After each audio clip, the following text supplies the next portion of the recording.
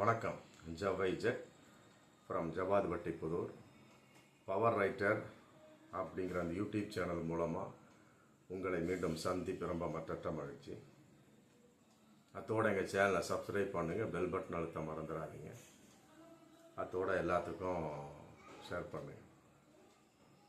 பொதுவாக ஒரு அரசியல்வாதி வீட்டில் கட்டுக்கட்டாக ஒரு பணம் இருக்குதுன்னா ஏதோ லஞ்ச லாவண்யங்கள், மற்றபடி வேறு விதமான பிஸ்னஸ்ஸு, ஊழல் சம்மந்தப்பட்ட குறுக்கீடுகள் அப்படின்னு சொல்லிட்டு ஏகப்பட்ட விஷயங்கள், அதில் அவர் பணம் சம்பாதிச்சிருப்பார் அப்படின்னு நம்ம கொள்ளலாம்.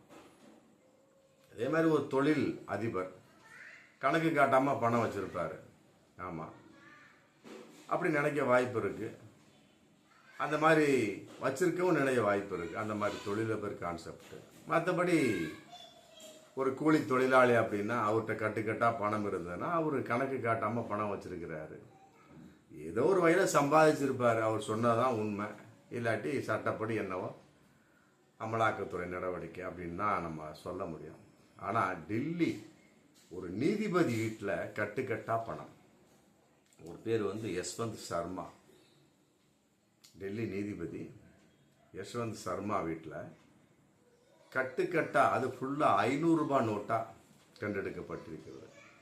ஒரு 4-5 பண்டல்.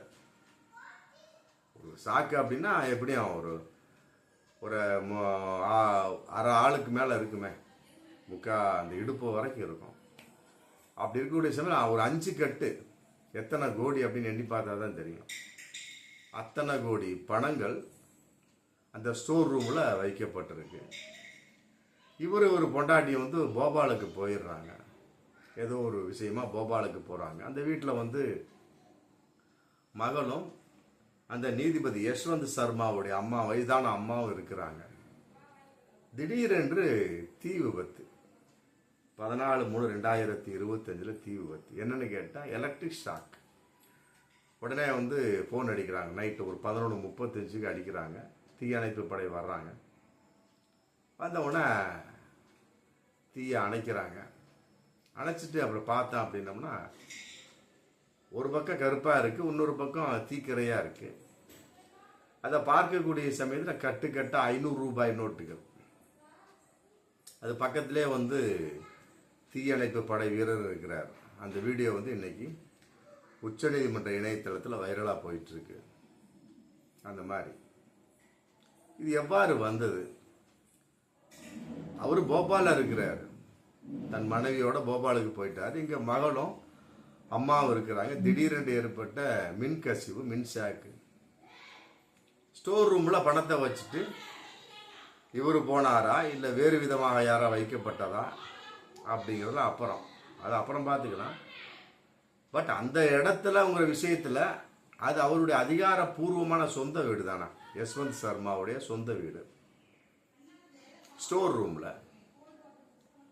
பார்த்தா அப்படின்னம்னா அதிர்ச்சிகரமான பயங்கரமான ஒரு தகவல். கட்டுக்கட்டா பணம் ஒரு நீதிபதி வீட்டில்.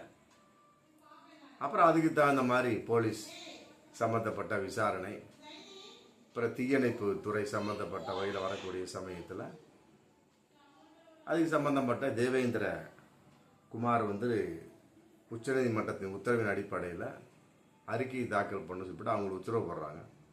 விசாரணை பண்ணி அறிக்கையை தாக்கல் பண்ணியிருக்கார் இன்னைக்கு தேவேந்திர குமார். அதாவது 3 பேர் கொண்ட விசாரணைக்குள்ள அமைக்கப்பட்டது. மற்றபடி யஷ்வந்த் சர்மாவும் என்ன சொல்றாரு அப்படிங்கிற அறிக்கையை கேட்டுக்கிறாங்க. கேட்ட வகையில் தேவேந்திர குமாரனுடைய அந்த விசாரணை கான்செப்டில் பார்த்தா அப்படின்னம்னா அது கட்டுக்கட்டா பணம் இருந்தது அப்படிங்கிற ஒரு தகவல் வந்திருக்கு. இவரை கேட்டான் அப்படின்னா, யஷ்வந்த் சர்மா கேட்டால் அவர் வந்துடுறாரு. வந்தவுடனே அவரும் அறிக்கையை தாக்கல் பண்ண வேணும் அப்படிங்கிற பட்சத்தில் அவர் சொல்கிறாரு.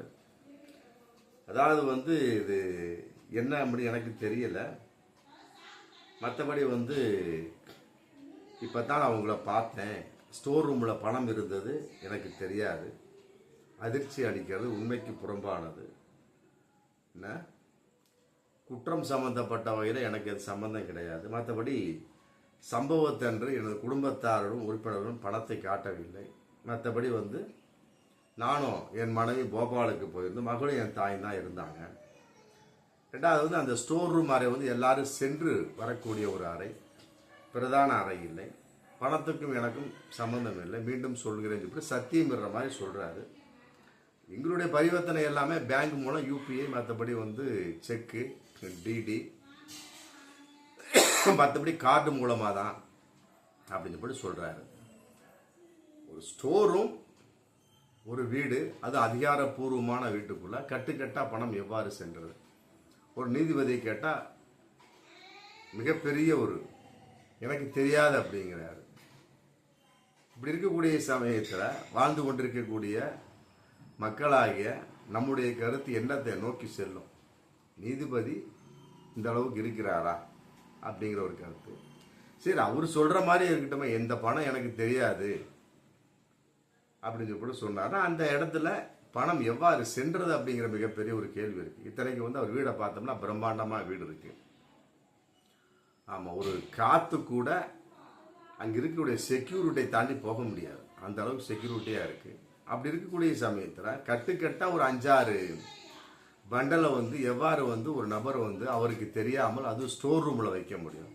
எப்படி சிசிடிவி கேமரா இருக்கு இல்லையா, அது சம்மந்தப்பட்ட வகையிலையும் தேவேந்திர குமார் அந்த அறிக்கையில் சொல்லியிருக்கார். 6 மாதத்துக்கு வந்து அவருடைய போன் பதிவுகளை வந்து ஆராய்ச்சி செய்து காவல்துறை சமர்ப்பிக்க வேண்டும். அதற்கு இடையில வந்து அந்த யஷ்வந்த் சர்மா பிரச்சனைக்குரியவர் வந்து அந்த நீதிபதி வந்து பதிவுகளை அழித்து விடக்கூடாது அப்படிங்கிற ஒரு உத்தரவு. இதெல்லாம் நிலைக்குமா? சிசிடிவி கேமரா கட்டாயம் இருக்கும். எவ்வாறு அந்த பணம் வந்தது அப்படிங்கிறது விஷயம் கட்டாயம் தெரியத்தான் போகுது. இல்லை, நம்ம பண்ணக்கூடிய ஒரு அதிர்ச்சிகரமான ஒரு தகவல், ஒரு விஷயம் அப்படின்னு ஒரு கோர்ட்டுக்கு போகிறோம், நீதிபதி வந்து சரியான நீதி கொடுப்பாங்க, அவ்வளோதான். அவங்க தான் கடைசியில் ஊரில் இருக்கக்கூடிய ஒரு 4 பேரை வச்சு ஒரு பஞ்சாயத்து பண்ணுறோம், முடிவு பண்ணலையா, ஊர் கட்டுப்பாடு கான்செப்டு நாட்டாமல் மற்றபடி ஊர் தலைவர்கள் கான்செப்டு, அதுலேயும் கட்டுப்பாடு இல்லையா போலீஸ் ஸ்டேஷன் போக போகிறோம், அப்புறம் அதுலேயும் கட்டுப்பாடு இல்லையா உயர்நீதிமன்றம் போக போகிறோம், அப்புறம் அடுத்தடுத்து போகக்கூடிய சமயத்தில் கடைசியில் உச்ச நீதிமன்றம் முடிஞ்சு போச்சு. நீதிபதிகளே வந்து இந்த அளவுக்கு இருக்கக்கூடிய சமயத்தில் நமக்கு எவ்வாறு நீதி கிடைக்கும் அப்படிங்கிற மிகப்பெரிய ஒரு கேள்வி இன்னைக்கு வந்திருக்கு. கேட்டால் அவர் சொல்கிறார், நாங்கள் யூபிஐ மூலமாகவும் கார்டு மூலமாகவும் வங்கிகள் மூலமாக பரிவர்த்தனை பண்ணுறோம், அந்த பணம் எப்படி வந்ததுன்னே எனக்கு தெரியாது அப்படிங்கிறார். இது ஏற்றுக்கொள்ளத்தக்கதாக இருக்கிறதா? கட்டாயமாக இல்லை, வாய்ப்பே இல்லை. ஆமாம், இது வந்து நிரூபிக்கப்பட வேண்டிய ஒரு குற்றமாகத்தான் இருந்து கொண்டிருக்கிறது. கட்டாயமாக இதை வந்து போலீஸார் சும்மா விடக்கூடாது. அதே நேரத்தில் அந்த நீதிபதி 3 பேர் கொண்ட குழுவும் வந்து துருவி விசாரித்து யஷ்வந்த் சர்மாவுக்கு எவ்வாறு பணம் வந்தது, ஸ்டோர் ரூம்னு சொல்லிட்டாரு, முடிஞ்சு போச்சு. பல பேர் வந்து அந்த பணத்தை எல்லாம் வந்து ஸ்டோர் ரூமு, மற்றபடி வந்து பெரிய அண்டர் கிரவுண்ட் எல்லாம் வைப்பாங்க. திடீரென்று ஏற்பட்ட அந்த மின்கசிவில் ஏற்பட்டு அவர் உண்மை இன்னைக்கு தெரிந்திருக்கிறது, மற்றபடி அவர் இல்லைங்கிறார். ஆமாம், இதை வந்து மக்களுக்கு வெளிச்சத்தில் கொண்டு வர வேணும். ஆமாம், உயர் நீதிமன்ற உச்ச நீதிமன்ற நீதிபதிகளாக வெளிச்சத்துக்கு கொண்டு வந்து அவரை வந்து எந்த அளவுக்கு உண்மை அப்படிங்கிறதெல்லாம் விட மற்றபடி அறிக்கை தாக்கல் பண்ணிட்டாரு, எனக்கு எதுவுமே தெரியல அப்படின்னு. தேவேந்திர குமாரும் விசாரித்த வகையில் கரெக்டாக தீயணைப்புத்துறை கரெக்டாக சொல்கிறாங்க. அடுத்த ஒரு அறிக்கை கான்செப்ட் தீயணைப்புத்துறை நாங்கள் அதை பார்க்கவில்லைன்னு மழுப்பலாவும் உள்டாவும் பேசுகிறாங்க. இப்போவே தெரிஞ்சு போச்சு வரக்கூடிய தீர்ப்பு நீதிபதிக்கு சாதகமாகத்தான் இருக்கும் அப்படின்னு. ஏன்னா ஆதாரம் அவங்க தானே, தீயணைப்புக்காக வர்றாங்க, தீய அடிக்கிறாங்க, அங்கே கட்டுக்கட்டா பணம் எரிஞ்ச பணத்தை பார்க்குறாங்க. ஃபஸ்ட்டு எடுத்ததாக சொல்கிறாங்க, அடுத்து வந்து நாங்கள் இப்போ பணத்தை பார்க்கவில்லை அப்படின்னு போட்டு கருப்பாக இருந்துன்னு சொல்கிறாங்க. இப்போவே வந்து முடிஞ்சு போச்சு. நான் மீண்டும் சொல்லக்கூடிய சமாச்சாரம் அப்படிதான். ஒரு பிரச்சனை அப்படின்னா நம்ம கடைசியில் நீதிபதி தோக்கி போகிறோம். அவங்களே இந்த மாதிரி ஃப்ராடு, பித்தலாட்டம், ஃபோர்ஜரி, லஞ்சம், ஊழல் அப்படின்னு இருந்தால் நம்ம யார்கிட்ட போய் முறையிடுவது? தங்கப்பதக்கத்தில் ஒரு பாட்டு வரும், அதாவது வற்றாத ஜீவநதியை பார்த்து வற்றக்கூடிய ஜீவநதிகள் முறையிட்டுச்சான். அந்த வற்றாத ஜீவநதியே ஒரு நாள் வத்தி போயிருச்சு அப்படின்னா யாரை பார்த்து முறையிடுவது? அப்புறம் அந்த பாட்டு வரும் தங்க பதக்கத்தில், சோதனை மேல் சோதனை போதுமடா சாமி. அது மாதிரி நீதிபதியே தவறு செய்யக்கூடிய சமயத்தில் நம்ம அங்கே போய் முறையிடுறது. ஆமாம், உண்மையிலே நீதி செத்து போய் விட்டது. இது மாதிரி எத்தனை நீதிபதியோ அப்படிங்கிற கேள்வியும் வந்துருச்சு. பார்ப்போம் மீண்டும் அடுத்த வீடியோ. நன்றி.